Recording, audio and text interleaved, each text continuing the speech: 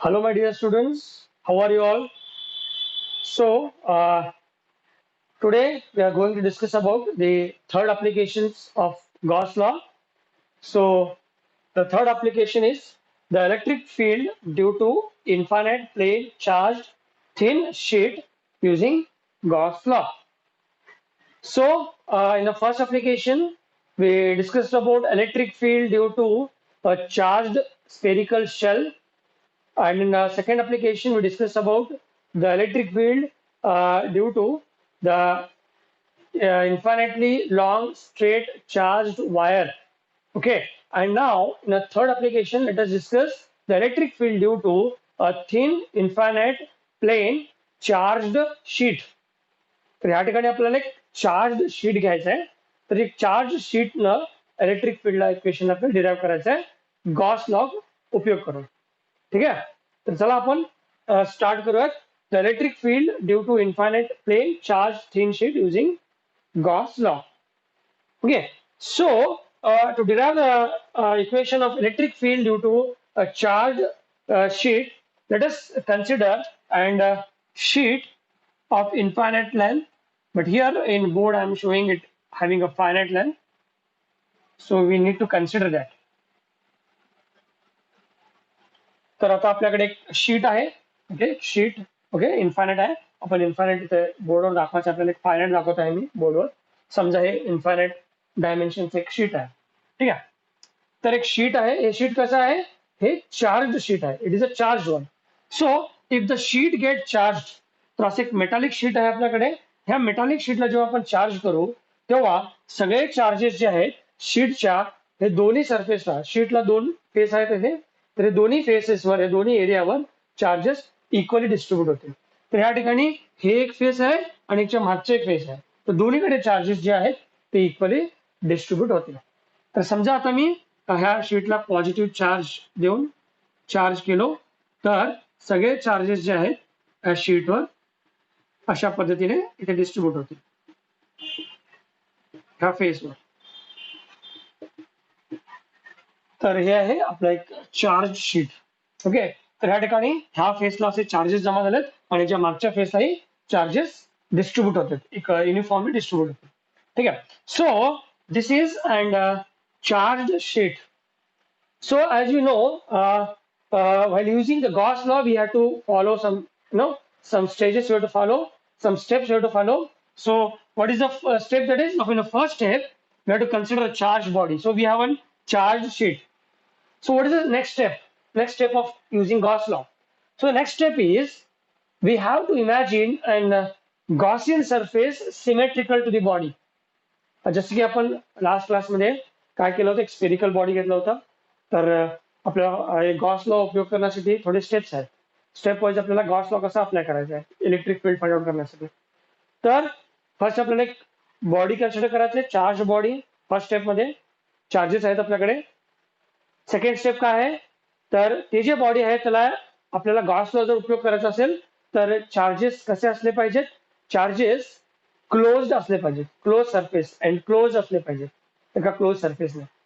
तर त्यासाठी आपण गॉसियन सरफेस इमॅजिन करतो चार्जेसला एनक्लोज करण्यासाठी. सेकंड स्टेप मध्ये आपण गॉसियन सरफेस इमॅजिन करतो. थर्ड स्टेज काय आहे आपलं? थर्ड स्टेप मध्ये काय करतो आपण? थर्ड स्टेप मध्ये आपण electric flux through the Gaussian surface, the net electric flux calculate करतो ते गॉसियन सरफेसवर. नंतर काय करतो? त्यानंतर ते जे फ्लक्स आहे, जे नेट इलेक्ट्रिक फ्लक्स जे गॉसियन सरफेसवर आपण कॅल्क्युलेट करतो त्याला गॉस लॉच्या इक्वेशन सोबत कम्पेअर करतो. आणि लास्ट आपण इलेक्ट्रिक फील्डचं इक्वेशन डिराईव्ह करतो. त्यापासून इलेक्ट्रिक फील्डचं इक्वेशन आपल्याला मिळतं. तर आता इथे पण मी तेच करत आहे. तर आता माझ्याकडे एक चार्ज शीट आहे असं. आता आपल्याला electric field due to this charge sheet find out करायचं आहे. तर आपल्याकडे चार्जेस आहेत, एक चार्ज शीट आहे. आता नेक्स्ट आपल्याला काय करायचं आहे? गॉसियन सरफेस इमॅजिन करायचं, symmetrical to this surface, this body, charge body. आता मला सांगा, आपण प्रिव्हियस क्लासमध्ये काय केलं होतं? कारण की त्या ठिकाणी एक आपण स्फिअर घेतलं होतं, चार्ज स्फिअर घेतलं होतं, म्हणून गॉसियन सरफेस सुद्धा आपण एक spherical Gaussian surface surrounding that, एक कारण की बॉडी स्फेरिकल होती म्हणून आपण एक त्याला सिमेट्रिकल असं स्फेरिकल गॉसियन सरफेस इमॅजिन केलं होतं त्याच्या सराउंडिंग. त्यानंतर आपण एक इन्फायनाइट वायर घेतलं, चार्ज वायर, त्या सराउंडिंग आपण गॉसियन सरफेस कशा पद्धतीने इमॅजिन केलं होतं, त्या ठिकाणी आपण सिलेंड्रिकल गॉसियन सरफेस इमॅजिन केलं होतं. कारण की एक स्ट्रेट वायर आहे, मग त्याच्या सराउंडिंग एक गॉसियन सरफेस कसा असणार, ते सिलेंड्रिकल असणार. ठीक आहे, त्या ठिकाणी वायर होतं म्हणून आपण सिलेंड्रिकल गॉसियन सरफेस इमॅजिन केलं होतं. आता ह्या ठिकाणी चार्ज शीट आहे, इन्फायनाइट लेंथ एक शीट आहे, आपल्याकडे एक शीट आहे चार्ज शीट. आता ह्या ठिकाणी आपण गॉसियन सरफेस कशा पद्धतीने इमॅजिन करू शकतो. आता तुम्हाला वाटत असेल आता एक शीट आहे, आता त्याला सिमेट्रिकल एक गॉसियन सरफेस आपल्याला जर इमॅजिन करायचं असेल तर ते कसं असलं पाहिजे, ते सुद्धा पॅरलली असलं पाहिजे. ठीक आहे, बरोबर आहे, हे शीट आहे, त्याच्या पॅरलली आपण गॉसियन सरफेस इमॅजिन करू शकतो. पण ह्या ठिकाणी प्रॉब्लेम काय आहे, जर एक शीट मध्ये आहे आणि त्याच्या पॅरलली आपण एक गॉसियन सरफेस इमॅजिन केलं तर काही चुकीचं नाही आहे, पण प्रॉब्लेम आहे की ते क्लोज नाही करू शकत. It is not a close surface around the sheet. Okay, I think तुम्हाला समजत आहे मी काय म्हणत आहे. ठीक आहे, आपल्याकडे स्पिअर होतं, स्पेरिकल चार्ज स्पिअर होता, म्हणून आपण गॉसियन सरफेस सुद्धा स्पेरिकल इमॅजिन केलं होतं, ते क्लोज गॉसियन सरफेस. त्यानंतर इन्फायनाइट वायर होतं, म्हणून क्लोज सिलेंड्रिकल गॉसियन सरफेस आपण across the charge wire consider केला होता.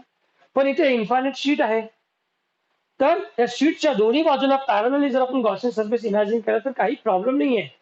ठीक आहे, करू शकतो असं, पण ते गॉसियन सरफेस कसं असलं पाहिजे, क्लोज असलं पाहिजे. Charges must be enclose within the Gaussian surface to apply Gauss law. I hope you are getting it. So in this case, in the case of sheet, then what we have to do? Which type of Gaussian surface we have to do to find the electric field? आता ठीक आहे, आता आपल्याला करायचं काय आहे नेमकं, हे चार्ज शीट आहे, आपल्याकडे चार्ज शीट आहे, अशा पद्धतीचं एक शीट आहे आपल्याकडे. ह्या शीटच्या ह्या बाजूलाही चार्जेस आहेत आणि ह्या बाजूलाही चार्जेस आहेत. ठीक आहे, आता हे चार्ज शीटने आपल्याला काय फाइंड आउट करायचं आहे, आपल्याला मुळात इलेक्ट्रिक फील्ड काढायचं आहे. ठीक आहे, ठीक आहे, आता magnitude of the electric field आपल्याला फाइंड आउट करायचं आहे, म्हणजे इलेक्ट्रिक फील्डचं इक्वेशन आपल्याला फाइंड आउट करायचं. ठीक आहे, आपल्याला आता इथे इलेक्ट्रिक फील्डचं इक्वेशन काढता येत नाहीये, सध्या आपल्याला माहित नाहीये. पण इलेक्ट्रिक फील्डचं मॅग्नेट्यूड जरी माहित नसलं तरी इलेक्ट्रिक फील्डचं direction due to the sheet आपल्याला लक्षात येईल इझिली. कसं काय, आता एक शीट आहे, अशा पद्धतीचं शीट आहे माझ्याकडे, इथेही चार्जेस आहेत आणि ह्या बाजूलाही चार्जेस आहेत. ठीक आहे, तर हे जे सगळे चार्जेस आहेत ह्या बाजूला, हे कसे आहेत, हे युनिफॉर्मली स्प्रेड झालेत त्या सरफेसवर. त्याच पद्धतीने जसं ह्या ठिकाणी चार्जेस युनिफॉर्मली इक्वली स्प्रेड झालेत, ह्या फेसही चार्जेस इक्वली डिस्ट्रीब्यूट झालेले असतात. ठीक आहे, आता सगळे चार्जेस ह्या ठिकाणी असं झालेत म्हणजे ह्यापासून जे इलेक्ट्रिक फील्ड बनेल त्याचं डायरेक्शन कसं असणार, त्याचं डायरेक्शन असणार असं, ह्या बाजूने त्याचं डायरेक्शन असणार, म्हणजे अशा पद्धतीने डायरेक्शन असणार. आणि ह्याच्या मागे जे चार्जेस आहेत, त्याच्या मागच्या साईडला ते सुद्धा चार्जेस युनिफॉर्मली डिस्ट्रीब्यूट झालेत. मग त्यांच्यापासूनचं इलेक्ट्रिक फील्ड जे बनेल ते कुठल्या डायरेक्शन मध्ये असेल, ते ह्या डायरेक्शन मध्ये असेल. ह्याकडे जे चार्जेस आहेत त्यांचे टोटल इलेक्ट्रिक फील्डचं डायरेक्शन असं असेल, आणि ह्याकडे जे चार्जेस आहेत ह्या शीटच्या ह्या बाजूला त्याचं टोटल डायरेक्शन असं असेल. ठीक आहे, जरी आपल्याला मॅग्नेट्यूड माहित नसेल तरी डायरेक्शन तरी माहित आहे ना. ठीक आहे, आता आपल्याला प्रॉब्लेम कुठे आहे, हो, चार्ज शीट आहे आपल्याकडे, पण ह्याच्या सराउंडिंग आपल्याला गॉसियन सरफेस इमॅजिन करायचं आहे, तर आपण हे शीटच्या पॅरलली असं गॉसियन सरफेस इमॅजिन करू शकतो, काही हरकत नाही. पण हे गॉसियन सरफेस कसं असलं पाहिजे, क्लोज असलं पाहिजे, म्हणजे सगळे charges within the Gaussian surface असलं पाहिजे, म्हणून आपल्याला त्या पद्धतीचं गॉसियन सरफेस इमॅजिन करता येणार नाही. So in the case of a charge sheet, as we are getting the idea, the resultant electric field due to all the charges of this phase is in this direction. So let us consider it as an E. So the direction of the electric field due to these charges of this face of the sheet is in this direction. Similarly, there are charges in other face of the sheet. And what is the direction of the electric field due to that other sheet? It is again like this. This is also E, because how much charges are equally distributed on this phase, the either phase also same amount of charges are distributed. Therefore, the direction of the electric field due to this phase is in this way, and in the other phase is in this way. Now, we have a direction of the electric field due to the charge sheet, but the thing is we need to find out the electric field using Gauss law. So you are using the Gauss law means the charges must be in a closed surface, closed Gaussian surface. Then in the case of a charge sheet, we are not able to take a Gaussian surface. But we have an idea that the direction of the electric field is in this way. Therefore, what we have to do is we will take the Gaussian surface around the direction of the electric field. म्हणजे आपण काय करतो त्या ठिकाणी आता या charge शीटने मला electric field find out करायचं गॉसला उपयोग करून. आता गॉसला जर मला उपयोग करायचा असेल हे चार्जेस कसे असले पाहिजेत गॉसियन सरफेस क्लोज सरफेस मध्ये एनक्लोज असले पाहिजेत. कारण की हे शीट आहे ह्याला आपण दोन्ही बाजूला गॉसियन सरफेस अशा पद्धतीने इमॅजिन नाही करू शकत. आता ह्या ठिकाणी आपल्याला इलेक्ट्रिक फील्ड जर काढायचं आहे इलेक्ट्रिक फील्डचं डायरेक्शन आपल्याला माहित आहे. हे जे फेसला चार्जेस आहेत त्यापासून इलेक्ट्रिक फील्डचं डायरेक्शन असं आहे आणि दुसऱ्या फेसवर जे चार्जेस आहेत त्यापासून जे इलेक्ट्रिक फील्डचं डायरेक्शन असं आहे. म्हणून मी गॉसियन सरफेस कशा पद्धतीने इमॅजिन करेन हे जे डायरेक्शन आहे ना हे डायरेक्शनला सिलेंड्रिकल गॉसियन सरफेस मी इमॅजिन करेन. ओके, तर हे एकच वे आहे आपल्याकडे दुसरं वे नाही आहे त्यापासून आपल्याला इलेक्ट्रिक फील्ड फाइंड आउट करता येईल. आता आपण एकच वे आहे आपल्याला डायरेक्शन माहित आहे ह्याच डायरेक्शनला हेच डायरेक्शन वेक्टरला इलेक्ट्रिक फील्ड वेक्टर आहे ह्याच डायरेक्शन वेक्टरला आपण सिलेंड्रिकल गॉसियन सरफेस इमॅजिन करायचं आहे. पॅरलली टू दी फेस करता येणार नाही आपल्याला कारण की आपल्या रिझल्ट इलेक्ट्रिक फील्ड काढायचं आहे. म्हणून हे जे डायरेक्शन आहे ह्यालाच मी एक सिलेंड्रिकल गॉसियन सरफेस इमॅजिन करतो. म्हणजे कशा पद्धतीने ते असणार ते अशा पद्धतीने असणार.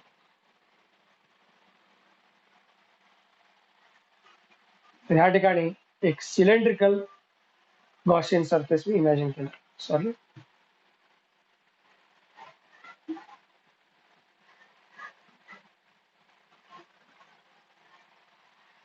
ओके. तर हे होतं शीट. हे शीट पासून जे सगळे चार्जेस आहेत ते ह्या डायरेक्शन मध्ये आहेत. तर गॉसियन सरफेस मी कशा पद्धतीने इमॅजिन केलं ह्या डायरेक्शनलाच एक सिलेंड्रिकल गॉसियन सरफेस. ठीक आहे, म्हणजे हे शीट असेल तर ह्यालाच एक सिलेंड्रिकल असं गॉसियन सरफेस मी इमॅजिन केलं. Cylindrical Gaussian surface to the direction of the electric field. तर similarly you are taking the cylindrical Gaussian surface to this face. Similarly, we take the Gaussian surface to the other face of the sheet.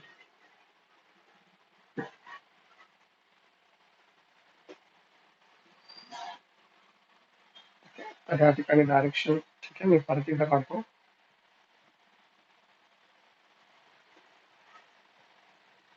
So this is the electric field.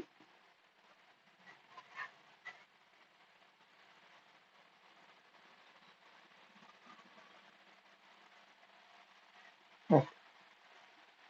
So likewise, I'm taking here.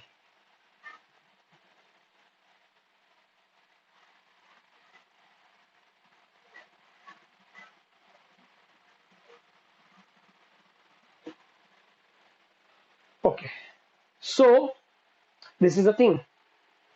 I hope तुम्हाला लक्षात आलं असेल. आता परत एकदा मी तुम्हाला इथे revive करतो.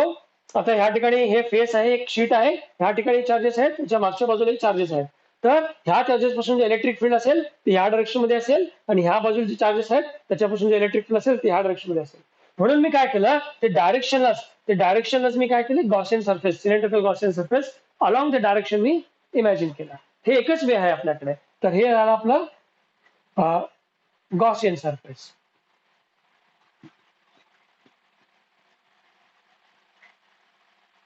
Okay, so I am imagining the Gaussian surface due to the sheet is like this.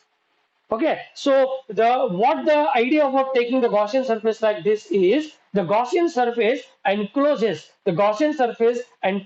not the charges. See, we are not encloses the charges of the sheet because sheet having the infinite length. I'm assuming the sheet of infinite length. So sheet having the infinite length, therefore the charges are infinitely distributed. Therefore, the resultant directionलाच मी Gaussian surface imagine केला. तर इथे चार्जेसला मी enclose करू शकत नाही कारण की शीट इन्फायनाइट आहे. इन्फायनाइट शीट असल्यामुळे आपण जर पॅरलली गॉसियन सरफेस या शीटच्या दोन्ही बाजूला जर पॅरलली गॉसियन सरफेस इमॅजिन केलं तर हे क्लोज होणार नाही. म्हणून मी काय केलं हे रिझल्टंट इलेक्ट्रिक फील्ड आहे ना हे रिझल्टंट इलेक्ट्रिक फील्डलाच आपण एनक्लोज करूयात. ठीक आहे, चार्जेसला एनक्लोज करण्याच्या पेक्षा त्या रिझल्टंट इलेक्ट्रिक फील्डलाच आपण एनक्लोज करूया. तर रिझल्टंट इलेक्ट्रिक फील्ड जर ह्या डायरेक्शनला असेल तर ह्यालाच मी गॉसियन सरफेस, एक क्लोज गॉसियन सरफेस अशा पद्धतीने इमॅजिन केला आहे. ठीक आहे. So this is a diagram you to understand. So आता गॉस लॉ उपयोग करण्याचा फर्स्ट स्टेप काय होतं, आपल्याकडे चार्ज बॉडी घेतला आपण. What is the second stage of applying Gauss law? First step taking the charges. In second step I am using the Gaussian surface. ठीक आहे. तर फर्स्ट स्टेप मध्ये आपल्याला चार्ज बॉडी होती. सेकंड स्टेप प्रकार आपण काय केलं, गॉसियन सरफेस अशा पद्धतीने ड्रॉ केलेला आहे due to the charge sheet. आता थर्ड स्टेप मध्ये आपल्याला काय करायचं आहे, थर्ड स्टेप मध्ये the electric flux, net electric flux to this cylindrical Gaussian surface आम्हाला फाइंड आउट करायचं. हे जे सिलेंड्रिकल गॉसियन सरफेस आहे त्याच्यापासून नेट इलेक्ट्रिक फ्लक्स किती आहे ते आपल्याला समजून घ्यायचं. ठीक आहे.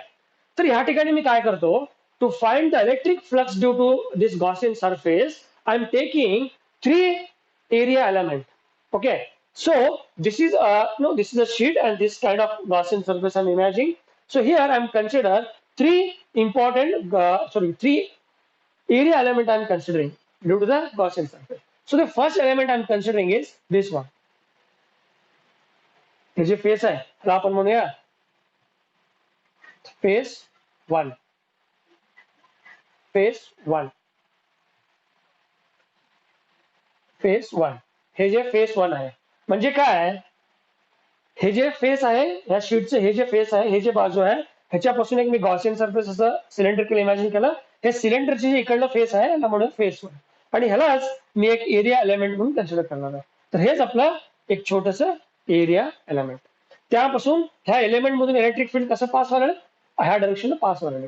आता जर मी एरिया एलिमेंट अशा पद्धतीने जर कन्सिडर केला असेल, if this is an area element then what is the area vector, it is perpendicular to this and the direction of the electric field is also parallel to this. So I am considering the face of this cylinder due to this side of the sheet. This face of the cylinder is taken as the area element. So if this is the area element, then perpendicular to the area element is nothing but area vector. And what is the direction of the electric field due to the element? It is also in the same direction. So both are parallel. Electric फील्डचं direction ह्या element मधून पण असंच आहे आणि area वेक्टरला आपण element जे ड्रॉ करतो, एरिया वेक्टर जे ड्रॉ करतो एलिमेंट पासून ते सुद्धा त्या डायरेक्शन मध्ये आहे.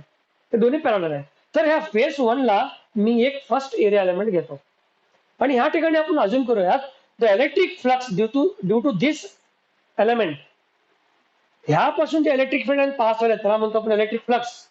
The number of electric field lines passing through the face 1 of the cylinder, this cylindrical surface, Gaussian surface, the number of electric field lines passing through this element is taken as electric flux phi1. तर ह्या ठिकाणी ह्या जे area element पासून electric field lines pass होतात ना त्यालाच आपण इलेक्ट्रिक फ्लक्स असं म्हणतो.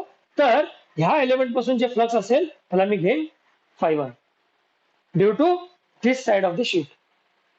नाव the other side of the sheet, त्या शीटचे जे दुसरा साइड आहे त्यामध्ये त्या बाजू सुद्धा आपण एक गॉसियन सरफेस इमॅजिन केलेला आहे. ठीक आहे.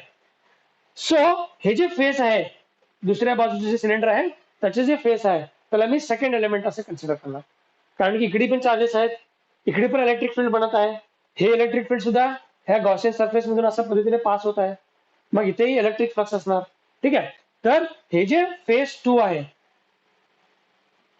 हे जे फेस 2 आहे हे फेसला मी सेकंड एलिमेंट असं कन्सिडर करतो. ठीक आहे. तर आता हे जे छोटंसं एलिमेंट आहे ह्याच्यापासून इलेक्ट्रिक फील्ड डायरेक्शन कसं आहे, असं आहे आणि आपण एरिया वेक्टर कसं ड्रॉ करतो, ह्या एलिमेंटला perpendicular. So this is delta S, the area vector to this area element. and what is the direction of the electric field? It is also same in this way.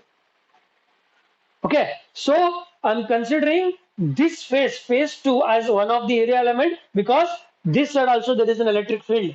So this electric field is also passing through this Gaussian surface. So this face of the second side of the sheet is taken as the second element, and the electric flux due to this element I'm considering as phi 2. तर ह्या बाजूचे जे cylinder होतं Gaussian surface, ह्या Gaussian surface पासून ह्या element मधून किती इलेक्ट्रिक फ्लक्स असणार त्याला मी phi1 घेतलेला आहे आणि ह्या बाजूलाही इलेक्ट्रिक फील्ड आहे, इथेही चार्जेस आहेत, इथेही फ्लक्स असणार. तर हे जे फेस 2 आहे इथून किती इलेक्ट्रिक फ्लक्स आहे त्याला मी कन्सिडर करतो φ2 असं. ठीक आहे. तर हे झाले दोन एलिमेंट दोन्ही शीटच्या परपेंडिक्युलर अशा पद्धतीने. आता या ठिकाणी कारण की हे गॉसियन सरफेस सिलेंड्रिकल आहे, मी इथे अनेक एलिमेंट घेणार आहे, अनेक एलिमेंट मी घेऊ शकतो. तर हे कुठला element? This small element. So these two elements are like parallel to the plane of the sheet. Okay, so electric field lines passing like this to these both elements of the Gaussian surface. I am considering another area element of the Gaussian surface, which is because this is Gaussian surface is a cylindrical one, the curved surface also I am taking as a third element. Okay, so this is if the third element, then if around this area element, how you write the area vector, how you draw the area vector perpendicular to that. So this is an area vector. And through this element, what is the direction of the electric field? It is in this way, because all the charges are like this, and the resultant direction of the electric field due to all the charges is in this way, and I am considering the area element due to the curved surface of the cylinder. So area vector is like this. Okay, तर हे अशा पद्धतीने आहे. ते दोन्ही electric field आणि area element दोन्ही perpendicular आहेत. ठीक आहे, कारण की इलेक्ट्रिक फील्ड डायरेक्शन अशा पद्धतीने आहे आणि मी हे कर्व सरफेसवर एरिया एलिमेंट कन्सिडर केलो, म्हणून एरिया वेक्टर मी परपेंडिक्युलर अशा पद्धतीने ड्रॉ करत आहे. ठीक आहे. आणि ह्या ठिकाणी ह्या जे एलिमेंट आहे, ह्या एलिमेंट पासून किती इलेक्ट्रिक फ्लक्स असणार त्याला मी घेतो, त्या फ्लक्सला घेतो मी φ3. ओके, सो इथं आपल्याला काय करायचं आहे, net electric flux through the Gaussian surface आपल्याला फाइंड आउट करायचं आहे. ठीक आहे, म्हणून मी काय केलं, हे अशा पद्धतीने आपण गॉसियन सरफेस इमॅजिन केलेलं आहे. चार्जेसला एनक्लोज नाही केलं आपण, पण रिझल्टंट इलेक्ट्रिक फील्ड जे डायरेक्शन आहे त्यालाच आपण एक एनक्लोज करण्याचा प्रयत्न केलाय गॉसियन सरफेसवर. म्हणून हे सिलेंड्रिकल गॉसियन सरफेस दोन्ही बाजूला शीटच्या आपल्याला ड्रॉ करावं लागेल. आता हे सिलेंड्रिकल सरफेस जे गॉसियन सरफेस आहे त्याच्यावर किती नेट इलेक्ट्रिक फ्लक्स आहे आपल्याला समजायचं आहे. म्हणून मी या ठिकाणी काय केलं, 3 एलिमेंट घेतलेले आहेत.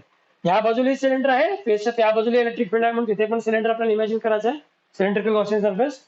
तर हे जे फेस 1 होतं याला मी एक फर्स्ट एरिया एलिमेंट कन्सिडर केलं.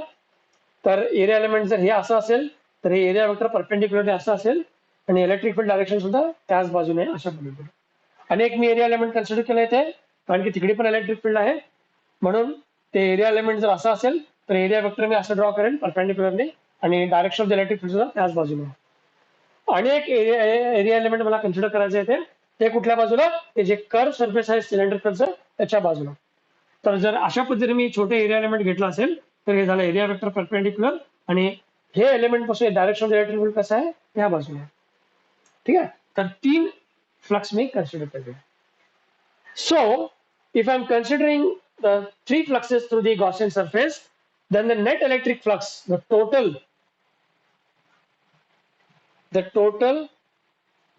electric flux through the Gaussian surface is the total electric flux through the Gaussian surface. The flux through this element I am considering as φ1, and the flux through this element I am considering as φ2, and the flux through this element on the curved surface of the cylinder is taken as φ3. So what should be the net electric flux, the total electric flux? The total electric flux is nothing but phi is equal to φ1 plus φ2 plus φ3. The flux due to this element plus this element plus this element. So this gives the total flux on the Gaussian surface due to the charged sheet. Okay. Now let us substitute the value of electric flux on these elements. So basically, what is the formula of electric flux? Electric flux चा formula काय आहे? आपण कसं लिहितो generally? The electric flux delta phi is equal to electric field into area element. Okay, phi into E into delta S into cos theta अशा पद्धतीने आपण लिहितो जनरली. तर या ठिकाणी आता आपल्याला φ1, φ2 आणि φ3 ची व्हॅल्यू पुट करायचं. So φ1 is electric flux through the phase 1. So what is the formula of φ1? It is E into electric field into area element. Okay, तर या ठिकाणी मी डेल्टा एस लिहिण्याच्या ऐवजी मी एरिया लिहिन, electric field into area, area of the element. ठीक आहे. Delta S area vector येण्याच्या ऐवजी मी काय करेन, area of the face direct घेईन. कारण की आपल्याला नंतर काय करायचं आहे, आपण नंतर काय करतो, समेशन करतो. समेशन केल्यानंतर आपल्याला total area of the cylinder मिळतं, म्हणून आपण ह्या एरियाची व्हॅल्यू तिथे त्या ठिकाणी पुट करतो. तेच होतं मी डायरेक्टली ह्या ठिकाणी घेत आहे. ठीक आहे. कारण की आपण जनरली इलेक्ट्रिक फ्लक्स असेल तो डिफरन्शियल फॉर्म मध्ये अशा पद्धतीने delta phi is equal to E into delta S into cos theta. समजा आता इलेक्ट्रिक फील्ड आणि एलिमेंट मध्ये जर अँगल 0 असेल तर कॉस 0 होतो 1, म्हणून हे रिमूव्ह करतो आपण. आता हे झालं flux through the area element. परत काय करतो, समेशन केल्यानंतर काय होतं, summation over the summation of delta phi is 5. हे इलेक्ट्रिक फील्ड बाहेर याच्यावर समेशन होतं, summation of delta is nothing but A. Okay, H मिळतं आपल्याला, म्हणून मी काय केलं, डेल्टा एच्या ठिकाणी ए घेतलेला, एरिया ऑफ द एलिमेंट. ठीक आहे. So five 1 is nothing but E into A, electric field A into cos theta.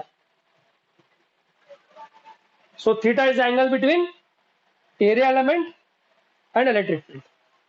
Now here, आता इथे बघा, हे फर्स्ट एलिमेंट आहे आपलं फेस 1 चे, हे जे एलिमेंट आपण कन्सिडर केलं तिथे फ्लक्स आहे F1, सॉरी फाय 1. त्या ठिकाणी एरिया एलिमेंट आणि direction of the electric field कसे आहेत, पॅरलल आहेत, म्हणून अँगल काय होईल, 0 होईल. If angle 0, if cos theta, if theta is 0, then cos 0 becomes 1. So it is only E into A. Okay? Plus, what is phi 2? Phi 2 is an electric flux due to the phase 2. And here if you see, the direction of the electric field and area vector, they are also parallel. Okay, they are parallel. So angle becomes 0. Then again, what is the formula of phi 2? It is E into A. Again, A is an area of the second element, phase 2, area of the phase 2. A. Plus, what is phi 3? So phi 3 is a flux through this curved element, this one. So here if you see, there is a 90-degree angle between direction of the electric field and area element. Okay, so if you write the equation of phi 3, it becomes E into A into cos theta. A is then total area of the element. Okay, so delta S ठिकाणी मी A घेत आहे. ठीक आहे. आता इथे ह्या ठिकाणी जर फाय 3च्या ठिकाणी जर आपण पाहिलं, ई आणि इलेक्ट्रिक फील्ड आणि एरिया हे दोन्हीमध्ये 90 डिग्रीचा अँगल आहे, तर त्या ठिकाणी थिटा 90 डिग्री होईल. If theta is 90 degree, then cos 90 becomes 0. Therefore, the electric flux through this element becomes 0. Okay, so phi 3 here becomes 0 because there is a 90-degree angle between electric field and area of the element. So that is 0. Okay, so the total electric flux through the Gaussian surface is nothing but EA plus EA. Okay, that becomes 0. So what is the total electric flux then? EA plus EA means it becomes 2E into A. तर ह्याला आपण equation number 1 असं म्हणूयात. आता हे झालं total electric flux through the Gaussian surface. तर हे चार्ज शीट होतं, हे चार्ज शीट अक्रॉस आपण रिझल्टंट इलेक्ट्रिक फील्ड, कारण की ह्या बाजूला चार्ज आहेत, ह्या ठिकाणी होतं आणि त्याच्या मागच्या बाजूला चार्ज आहेत, म्हणून रिझल्टंट इलेक्ट्रिक फील्ड ह्या डायरेक्शन असतं, म्हणून त्या डायरेक्शनचं पण Gaussian surface, cylindrical Gaussian surface imagine केलं होतं. आता ह्या जे गॉसियन सरफेसवर नेट इलेक्ट्रिक फ्लक्स आहे आपल्याला मिळालेला आहे. ठीक आहे. आता स्टेप 3 काय आहे गॉस लॉ उपयोग करण्याचा. फर्स्ट स्टेप मध्ये आपण चार्ज बॉडी कन्सिडर करतो, सेकंड स्टेप मध्ये ते चार्ज बॉडीला गॉसियन सरफेसने इन्क्लोज करतो, आणि थर्ड स्टेज मध्ये काय करतो, इलेक्ट्रिक फ्लक्स कॅल्क्युलेट करतो आपण. सेकंड स्टेज मध्ये electric flux through Gaussian surface calculate करतो, आणि थर्ड स्टेज मध्ये काय करतो, ते जे रिझल्टंट फ्लक्स आहे गॉसियन सरफेसचा त्याला आपण गॉस लॉ सोबत कम्पेअर करतो. ठीक आहे. आता हे झालं इक्वेशन नंबर 1. आता मी हे फिगर इथे रिमूव्ह करतो आपल्या ठिकाणी. आय होप तुम्ही नोट डाऊन केलं असणाऱ्याला. So, what is Gauss law? Gauss law. What the Gauss law says? The resultant electric flux, the net electric flux, the total electric flux is equal to 1 divided by epsilon naught, the net charge enclosed by the surface. So phi is equal to Q by epsilon naught. This is Gauss law. So called as equation number 2. Okay. Sir, now comparing equation 1 and 2. हे पण net electric flux आहे due to Gaussian surface. हे आपण calculate केलेलं net electric flux आहे. हे Gauss law ना म्हणलेलं स्टेटमेंट प्रकार, आणि हे पण कॅल्क्युलेट केलेले फ्लक्स त्या शीट बाबतीत. ठीक आहे. दोन्ही सेम आहे. तर दोन्हीला कम्पेअर करूयात. Comparing equation 1 and 2. If compare both equations, what will get the idea? It becomes 2EA is nothing but Q divided by x plus naught. After comparing the both equation, we'll get 2EA. This side becomes equal to this side. 2A is equal to Q by x plus naught. तर आता आपल्याला काय करायचं आहे? Expression of the electric field आपल्याला पाहिजे आहे. E is equal to पाहिजे. तर त्या E इज इक्वल टू काय होतं? E is equal to Q divided by 2A into x plus naught. So this is the electric field due to infinite plane charged sheet. Okay, and here we have to understand what is Q. Here Q is nothing but surface charge density. Q is a charge. So here, because the sheet have two surfaces, two sides, all the charges are distributed on the surface. So here the Q is surface charge density or surface charge distribution. तर surface charge density ला आपण कसे represent करतो? So here we know that the surface charge density is denoted by sigma. And what is sigma? Sigma is nothing but charge per unit area is known as surface charge density. तर या ठिकाणी charge sheet होतं म्हणून सगळे charges दोन्ही बाजूला कशा पद्धतीने डिस्ट्रीब्यूट झालेले आहेत? सरफेसवर, दोन्ही साईडच्या सरफेसवर इक्वली डिस्ट्रीब्यूट झालेले आहेत आणि त्या तसल्या चार्ज डेन्सिटीला आपल्याला काय म्हणायचं आहे? Charge per unit area, that is surface charge density म्हणायचं, that is sigma. If sigma is nothing but Q by A, then what is Q is equal to? It is sigma into A. तर आता हे Q value जे आहे sigma into A electric फील्डच्या equation मध्ये आपण put करूया. ठीक आहे.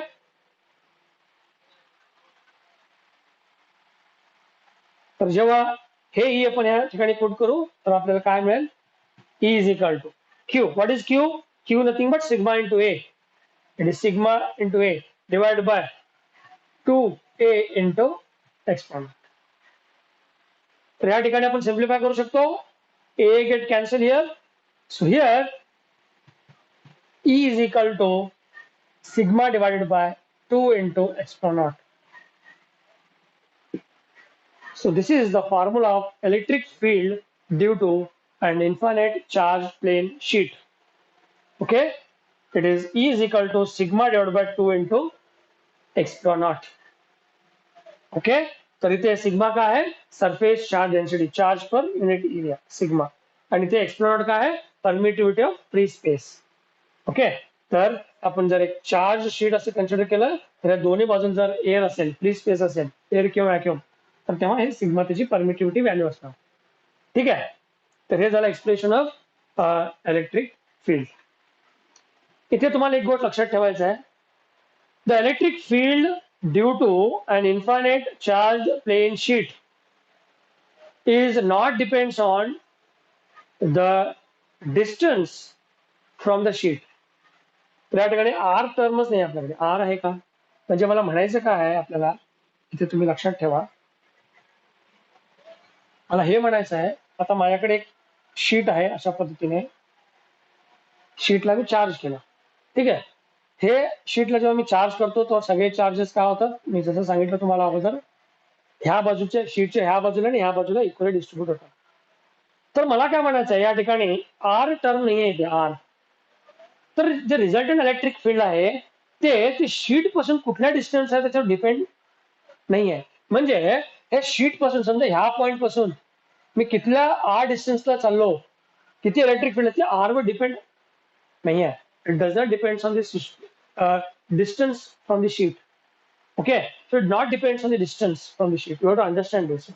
ओके, तर ह्या डिस्टन्सला शीट पासून किती इलेक्ट्रिक फील्ड आहे हे तिच्या डिस्टन्सवर डिपेंड नाही आहे. ठीक आहे. तर बेसिकली जर तुम्ही पाहिलं तर ते तुम्हाला लक्षात येईल, हे इलेक्ट्रिक फील्ड सरफेस चार्ज डेन्सिटीवर डिपेंड आहे. म्हणजे हे शीटच्या दोन्ही बाजूला जे सरफेस आहे ते सरफेस एरिया किती आहे.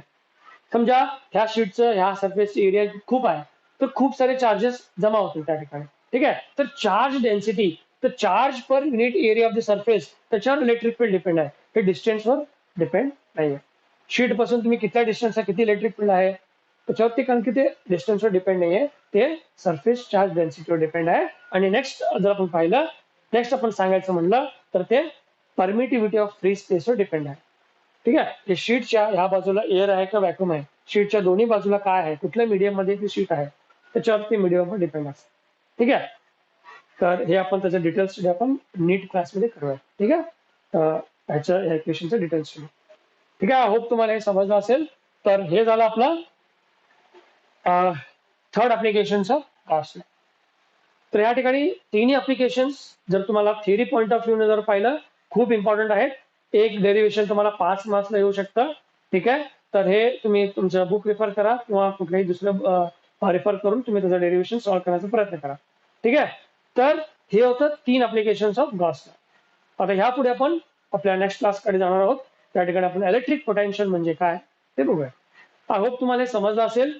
काही तर तुम्हाला डाऊट असतील तर तुम्ही मला कमेंट सेक्शन मध्ये विचारू शकता. ठीक आहे, थँक्यू.